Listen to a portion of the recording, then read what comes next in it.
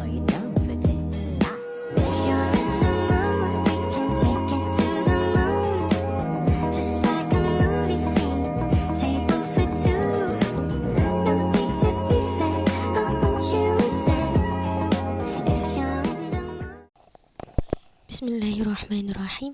Qala al-musannif rahimahullah ta'ala wa nafa'ana bihi wa bi'ulumihi fid darain amin. Masuk ke pembahasan yang pertama, al-mabahathul awal ad-dha'ifu. Ta'rifuhu, pengertian dari ad-dha'if lughatan secara bahasa ialah diddul qawi, perlawanan kata dari qawi. Qawiyun sendiri ialah mempunyai arti kuat.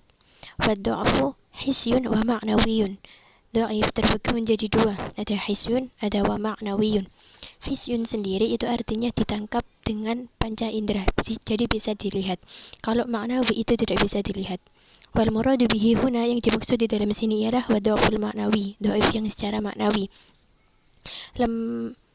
Dhaif yang dimaksud di sini ialah lemah yang secara maknawi, jadi non fiksi. Kalau ada dhaif yang maksudnya maknawi, itu bukan berarti kita lihat dulu ada tulisan cacatnya baru itu dhaif, bukan, tapi yang maknawinya yang cacatnya. Secara istilahan yaitu huwa ma lam yajma', ma di sini ialah ma dari isim mausul yang artinya hadis. Di sini kita bahas hadis, jadi konteksnya huwa ma, jadi hadis.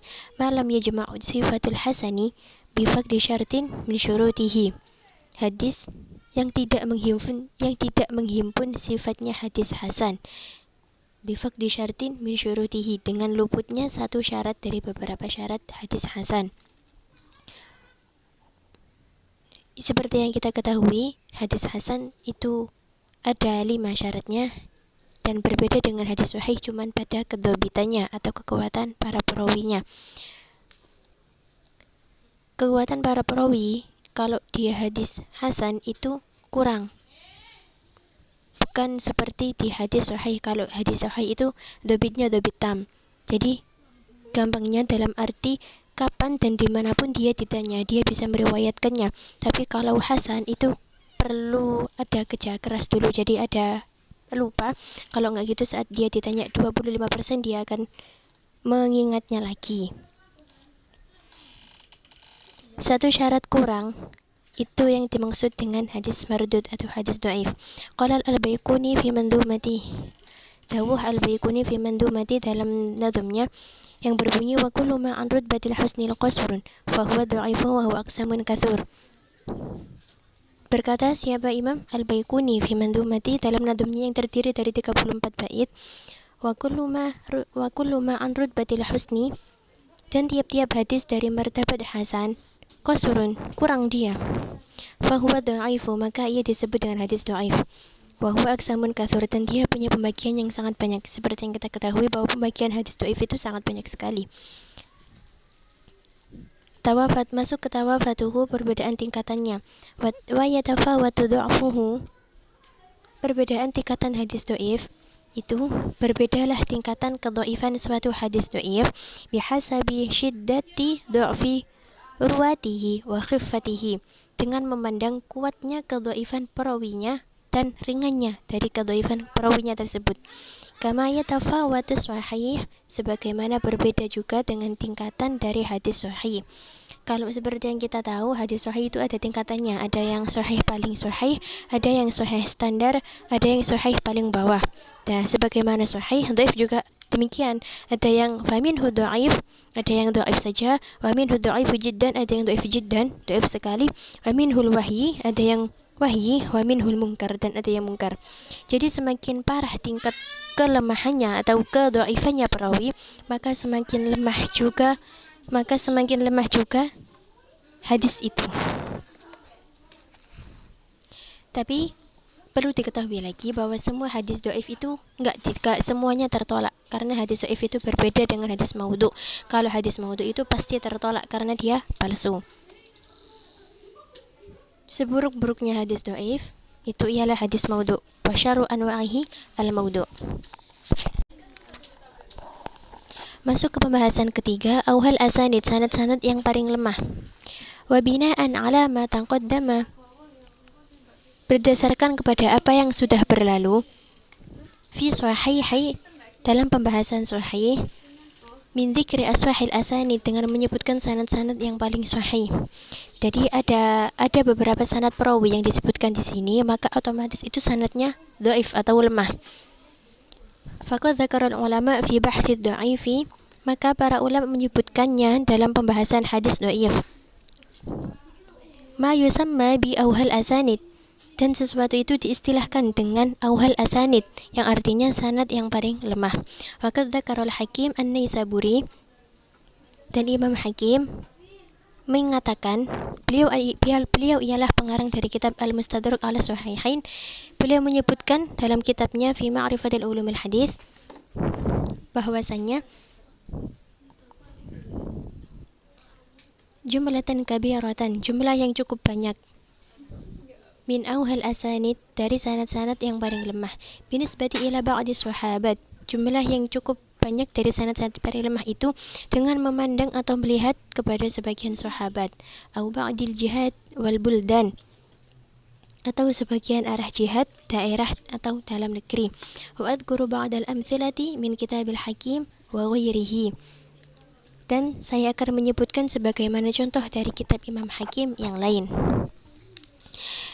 Jadi di sini kitab sahih itu juga ada yang paling sahih, dan kitab dhaif itu juga ada yang paling dhaif. Yang pertama ada auhal asanid bin nisbati li Abi Bakr as-Siddiq radhiyallahu anhu. Yang pertama ialah sanad terlemah yang dinisbatkan kepada Sayyidina Abu Bakar. Jadi ujung sanadnya itu Sayyidina Abu Bakar, tapi sanad sesudahnya itu dhaif. Bukan Abu Bakar yang dhaif, melainkan sanad yang bersambung sampai ke Abu Bakar itu yang dhaif. Para perawinya sebelum Abu Bakar itu yang paling dhaif. Yang kedua ada auhal asanid asyamin, paling lemahnya sanad dari negeri Syam atau orang-orang Syam, yaitu Muhammad bin Qais al-Maslub an Abdullah bin Zahrin an Ali bin Yazid an Qasim an Abi Umamah. Yang ketiga ada auhal asanid Ibnu Abbas radhiyallahu anhu. Sanad yang paling lemah ketiga ialah dari Ibnu Abbas radhiyallahu anhu, As-Sudusi Shaghir Muhammad bin Marwan an Kalbi an Abi Salih an Abi Abbas. Qala al-Hafidh bin Hajar, hadhihi silsilatul kadhib la silsilatul dhahab. Ini ialah silsilatul kadhib, silsilah para pembohong, bukan silsilatul dhahab. Dhahab di sini ialah yang dimaksudkan ialah silsilah emas atau silsilah yang paling kuat, yang mana sudah dijelaskan ya dalam Ar-Maratibus Tsani. Masuk ke pembahasan mithaluhu, contoh-contoh yang diriwayatkan dari Imam Tirmidzi. Ma akhrajahu Tirmidzi min tariqil Hakim al-Athram. Contoh yang diriwayatkan dari Imam Tirmidzi dari jalan Hakim al-Athram, menerima dari Hakim al-Athram an Abi Tamimah, dari Abi Tamimah al-Hujaimi an Abi Hurairah an Nabi sallallahu alaihi wasallam qala,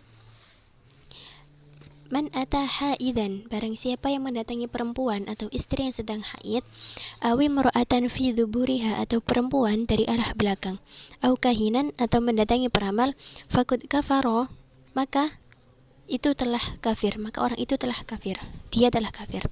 Bima unsila ala Muhammadin, dengan apa yang telah diturunkan oleh Sayyidina Muhammad.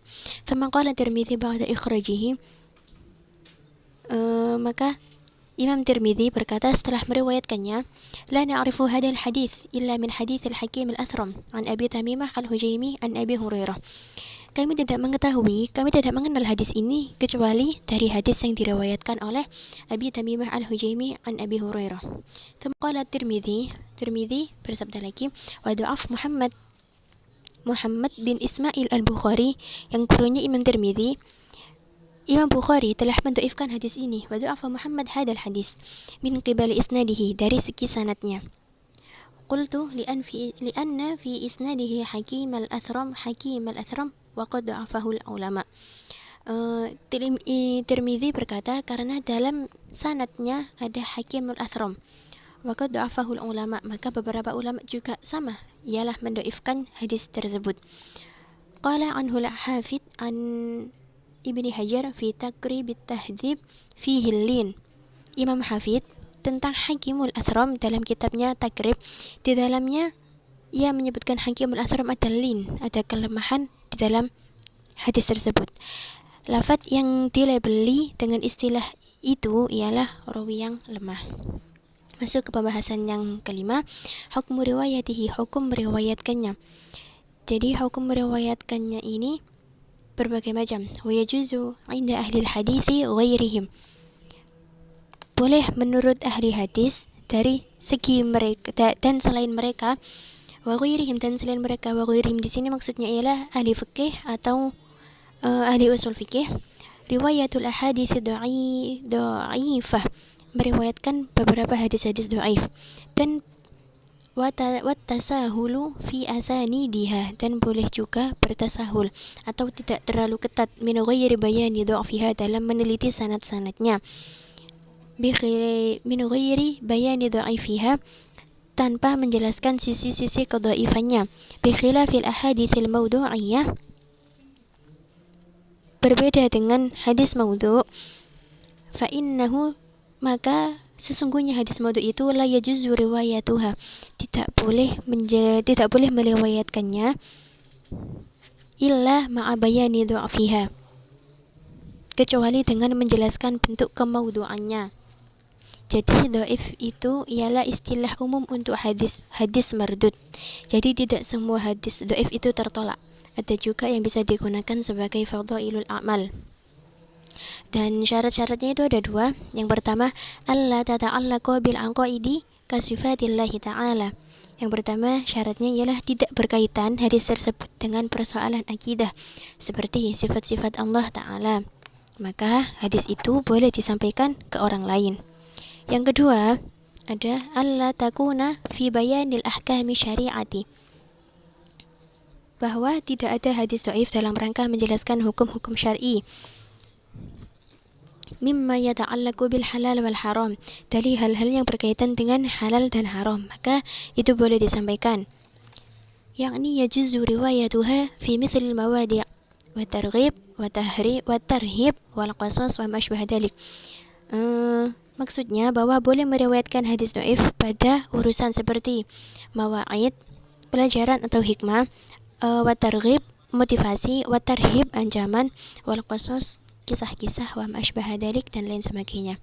Wa mimman ruwiya anhu tasahul, dan ada ulama yang terdahulu yang menggunakan tasahul, yang tidak terlalu ketat dalam meriwayatkan hadis dhaif fi riwayatiha, seperti Sufyan Ats-Tsauri, tabi'in pada abad 161 Hijriah, wa Abdurrahman bin Mahdi wa Ahmad bin Hanbal. Perlu diketahui bahwa Abdurrahman bin Mahdi ialah seseorang tabi'in yang meminta Imam Syafi'i menuliskan kitab khusus dalam usul fikih yang berjudul Ar-Risalah. Artinya bahwa hadis dhaif itu tidak sejelek apa yang dipikirkan oleh beberapa orang. Wa yanbaghi at-tanabbuh ila annaka idza rawaitaha min ghairi isnadin, seyogianya tanbih atau berhati-hati kepada bahwasannya apabila engkau meriwayatkan hadis dhaif min ghairi isnadin, tanpa menyebutkan sanadnya, fala taqul fiha, maka jangan engkau katakan qala Rasulullah sallallahu alaihi wasallam kadza, jangan engkau katakan Rasul bersabda seperti ini, maka katakanlah wa inna matakul, maka katakanlah ruwiya an Rasulillah sallallahu alaihi wasallam, diriwayatkan dari Rasulullah sallallahu alaihi wasallam kadza, atau ballaghna anhu, telah sampai pada kita kadza, wa ma asbah dzalik, atau lain sebagainya. Jadi jangan menggunakan kata yang Rasul bersabda seperti ini, karena supaya tidak menyandarkan sesuatu yang belum pasti kepada Rasulullah. Li'alla tajzima binisbati dzalikal hadits lirrasul, supaya tidak engkau pastikan telah menyandarkan hadis kepada Rasul. Wa anta ta'rifu dha'fahu, padahal engkau mengetahui kedhaifan hadis itu. Jadi enggak asal untuk menyandarkan sebuah hadis yang belum pasti kepada Rasul. Masuk ke pembahasan hukmul amal bih, hukum mengamalkan hadis dhaif. Ikhtilaf al-ulama'u fil amali bil hadits dhaifi. Sebagian ulama itu ikhtilaf dalam pengamalan hadis dhaif itu sendiri.